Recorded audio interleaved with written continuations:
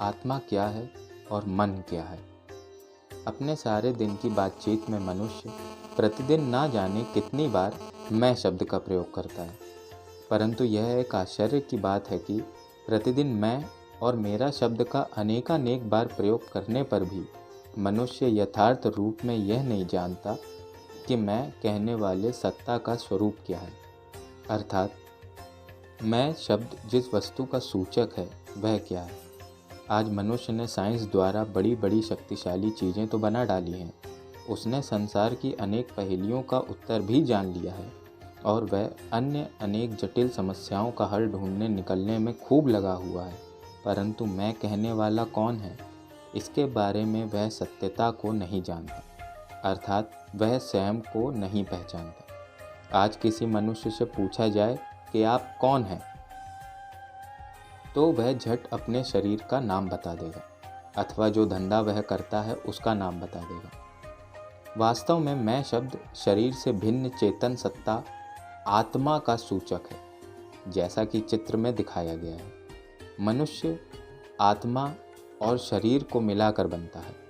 जैसे शरीर 5 तत्वों जल, वायु, अग्नि, आकाश और पृथ्वी से बना हुआ होता है, वैसे ही आत्मा मन, बुद्धि और संस्कारमय होती है।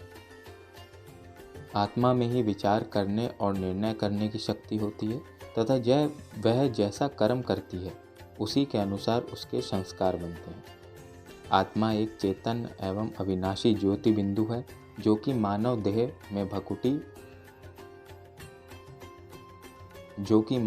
में भ्रकुटी में निवास करती है। जैसे रात्रि को आकाश में जगमगाता हुआ तारा एक बिंदु सा दिखाई देता है, वैसे ही दिव्य दृष्टि द्वारा आत्मा भी एक तारे की तरह ही दिखाई देती है। इसीलिए एक प्रसिद्ध पद में कहा गया है, भ्रकुटी में चमकता है एक अजब तारा, गरीबा नु साहिबा लगदा है प्यारा।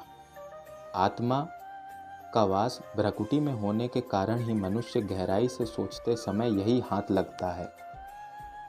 जब वह यश कहता है कि मेरे तो भाग्य खोटे हैं, तब भी वह यही हाथ लगता है।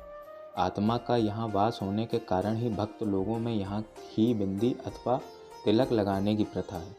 यहाँ आत्मा का संबंध मस्तिष्क से जुड़ा है और मस्तिष्क का संबंध शरीर में फैले ज्ञान तंतुओं से है। आत्मा ही में पहले संकल्प उठता है और फिर मस्तिष्क तथा तंतुओं द्वारा व्यक्त होता है। आत्मा ही शांति अथवा दुख का अनुभव करती है तथा निर्णय करती है और उसी में संस्कार रहते हैं।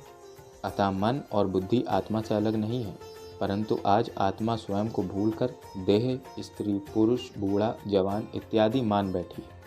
यह देह अभिमान ही दुख का कारण है।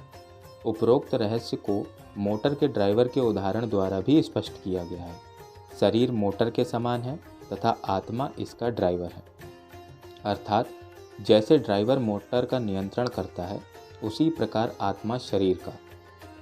आत्मा के बिना शरीर निष्प्राण है, जैसे ड्राइवर के बिना मोटर। अतः परम पिता परमात्मा कहते हैं कि अपने आप को पहचानने से ही मनुष्य इस शरीर रूपी मोटर को चला सकता है और अपने लक्ष्य यानी गंतव्य स्थान पर पहुंच सकता है। अन्यथा जैसे कि ड्राइवर कार चलाने में निपुण न होने के कारण दुर्घटना एक्सीडेंट का शिकार बन जाता है और कार उसके यात्रियों को भी चोट लगती है। इसी प्रकार जिस मनुष्य को अपनी पहचान नहीं है, वह स्वयं तो दुखी और अशांत होता ही है, साथ ही में अपने संपर्क में आने वाले मित्र संबंधियों को भी दुखी व अशांत बना देता है। अतः सच्चे सुख व सच्ची शांति के लिए स्वयं को जानना अति आवश्यक है। धन्यवाद।